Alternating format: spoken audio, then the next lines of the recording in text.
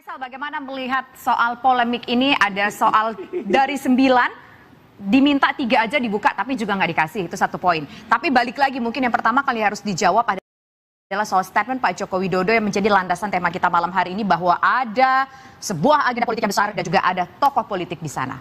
Menurut Bang Faisal bagaimana? Ya, kalau judul ini udah bagus, ada operasi politik yang bermain di balik isu ijazah palsu.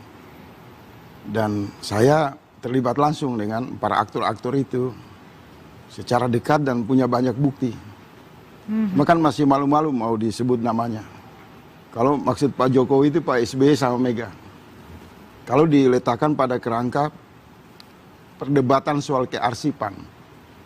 Jadi apakah Mega terlibat, apakah SBY terlibat dalam konteks kearsipan negara, mereka terlibat.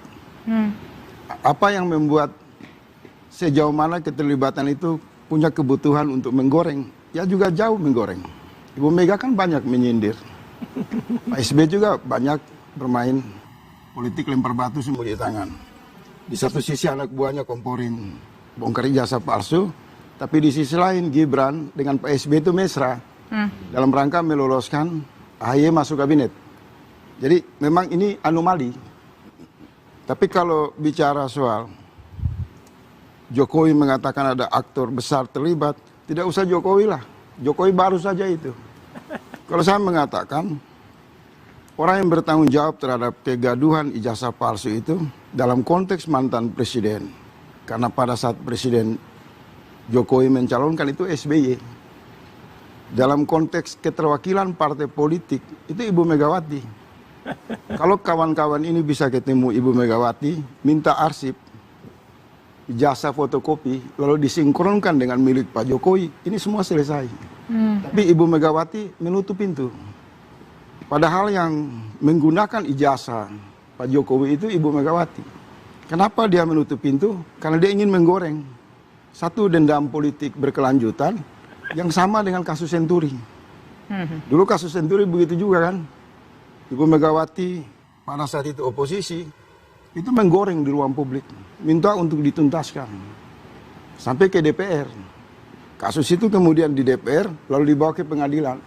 Tapi dalam kasus ijazah palsu, Ibu Megawati dan PDIP itu mengambil arsip di tangan mereka secara misteri dan kemudian mengirim Eros Jarot, kawan-kawan PDIP untuk menyipas di lapangan. Maka bukan hanya Jokowi yang menilai SBY maupun Ibu Megawati terlibat, tapi akal sehat publik menjelaskan secara terang bahwa berdasarkan asumsi akal sehat saja atau fakta apa kemudian? Apa bukti yang Bang saya Faisal bisa punya? pertanggungjawabkan ini di kantor polisi, kantor kejaksaan, kantor kehakiman, fakta kalau saya bicara. Punya bukti secara konkret? Coba lihat kalimatnya dalam konteks kearsipan negara. Ijazah itu adalah arsip PDIP, arsip KPU, arsip pemerintah. Siapa pemangkunya pada saat itu? Ketua umumnya Megawati. Kenapa kegaduhan ini berlanjut? Ibu Megawati tidak membantu Roy Surya untuk membuka ini loh, ada arsip loh, fotokopi. Kenapa tidak dibuka fraksi PDIP di DPR dalam rangka untuk membuat satu penyelidikan berdasarkan pendekatan politik formal? Lambannya, tersumbatnya, dan sindiran-sindiran Ibu Megawati, saya mengatakan, Ibu Mega aktor terbesar dalam memompa kemarahan publik terhadap ijazah palsu atau asli. Nah, saya menggulir ini konsisten sejak ijazah ini disuarakan di ruang publik. Dalam rapat-rapat terbatas dengan Bang Roy Surya, dengan kalangan Refli Harun, saya berkali-kali mengusulkan, gak usah gaduh. Bikin surat ke Ibu Megawati, mohon izin untuk mengambil arsipnya aja. Supaya apa? Supaya publik bisa mendapatkan keterlibatan pengguna arsip itu. Tapi kan arsip ini kemudian menjadi heboh lagi ketika diambil dari Dian Sandi yang orang kalau baca undang-undang politik, ini betul. Kalau baca undang-undang politik itu jelas di sana disebutkan partai politik bertanggung jawab dan harus bersifat transparan. Jadi penggunanya itu adalah Ibu Megawati, pemiliknya adalah Pak Jokowi. Nah, jadi aktor-aktor ini saling terlibat di dalam klik dan intrik politik. Tapi sekarang saya mau memberi dukungan moral kepada sahabat saya Bang Roy. Saya senang bahwa Pak Jokowi sudah menyiapkan mental yang kuat untuk membawa masalah ini ke jalur hukum. Maka menurut saya semua tafsir politik ditiadakan, saling ngejek, saling hujat, nggak usah. Kalau memang punya fakta-fakta yang kuat, masuk ke jalur hukum. Apalagi temuan dari berdasarkan basis penelitian. Tetapi saya mau mengatakan, Ibu Megawati juga harus diminta pertanggungjawabannya kalau sidang itu dibuat. Karena dia menyaksikan sejak wali kota, 1 kali gubernur, dan 2 kali calon presiden. Sindiran Pak Jokowi ini memajukan satu cara berpikir kita bahwa dia bukan orang yang tunggal dalam masalah ini. Ini satu kolektif. Kalau dia bersifat ijazah palsu, maka ini kejahatan kolektif. SBY bisa dipanggil di pengadilan. Pada saat itu presiden adalah SBY. Ibu Megawati yang membawa ijazah itu mendaftar Pak Jokowi akan juga dipanggil pengadilan.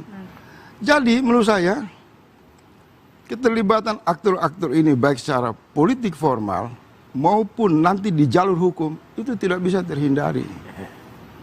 Mereka menggelar satu prasangka politik yang diamanatkan, yang dititipkan oleh amarah publik terhadap 10 tahun problem bernegara. Orang terbakar marah. SBY tahu itu, Ibu Mega tahu itu. Kalau mereka negarawan, konsisten, mau menegakkan Pancasila, masuk ke sila 4, kumpulin anak-anak bangsa. Ini loh arsip PDIP, Pak Roy.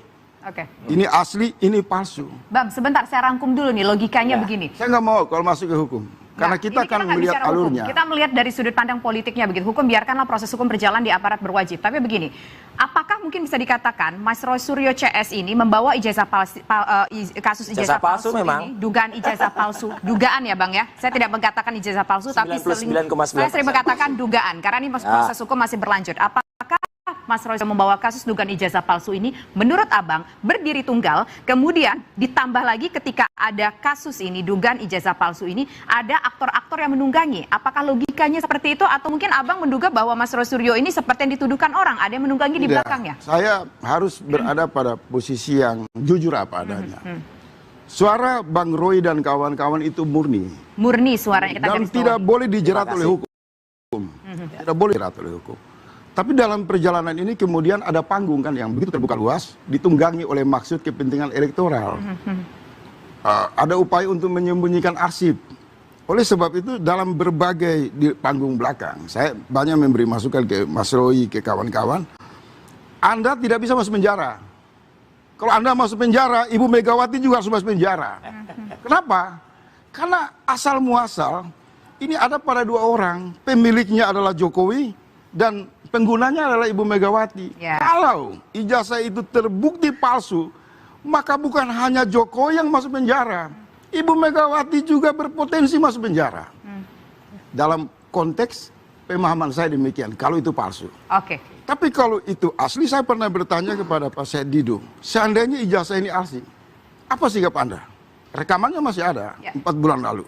Dia mengatakan, ya sudah, kalau itu asli, kami mohon maaf. Tapi kalau itu palsu, kami juga siap.